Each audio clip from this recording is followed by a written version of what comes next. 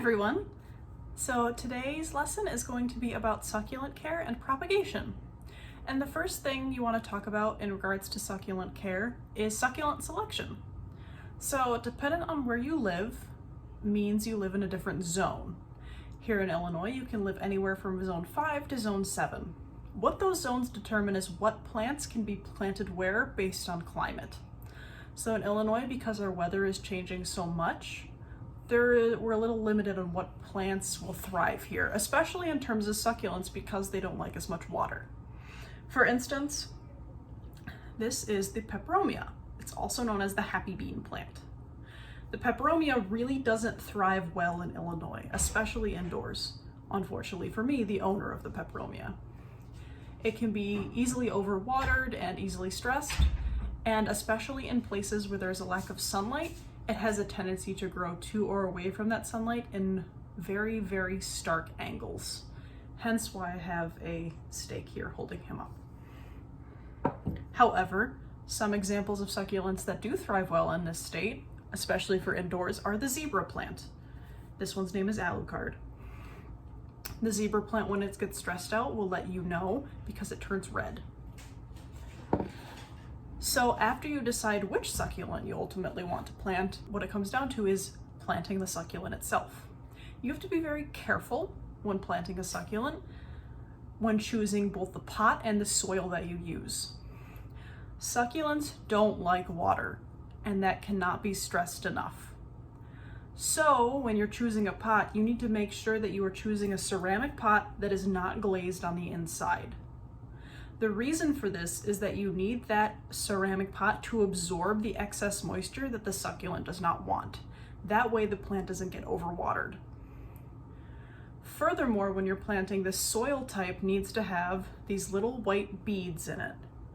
The reason for those beads is that, similarly to the pot's purpose, those beads will suck up that excess water in the soil.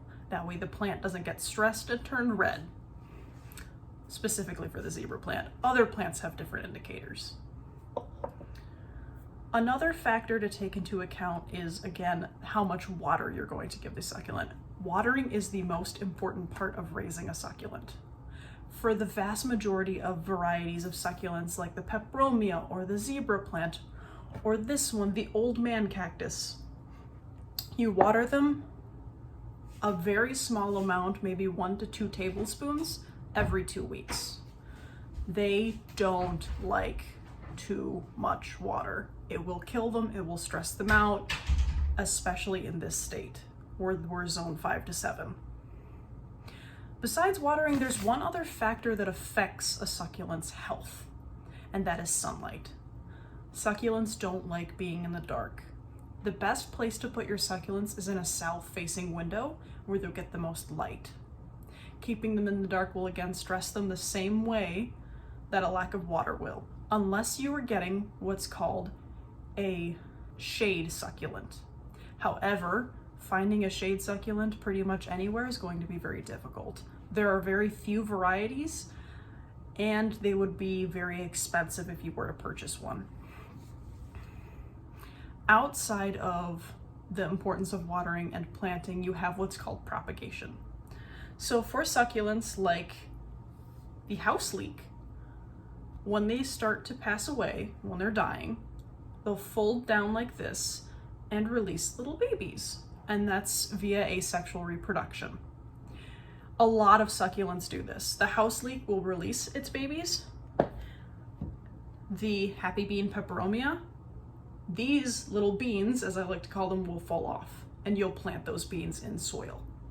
The same soil that has those white pellets in it. Now, the fun thing about propagation is you can take one succulent and turn it into, looky here, 7. However, propagation is relatively difficult.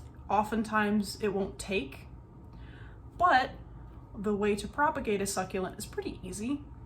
What you'll do is you'll pick a well-formed, pretty large baby off of your succulent. This one and this one are good examples.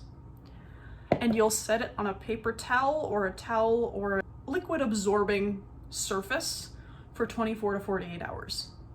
If you picked it off of your succulent and planted it in soil immediately, it's a shock to the plant itself. Similar to the way that using really cold water or really hot water on plants is not a good thing. Just like humans can be shocked in car accidents, plants are shocked by changing environments very quickly. So when you're propagating, you want to make sure you give your little baby that 24 to 48 hour period to feel the environment around it.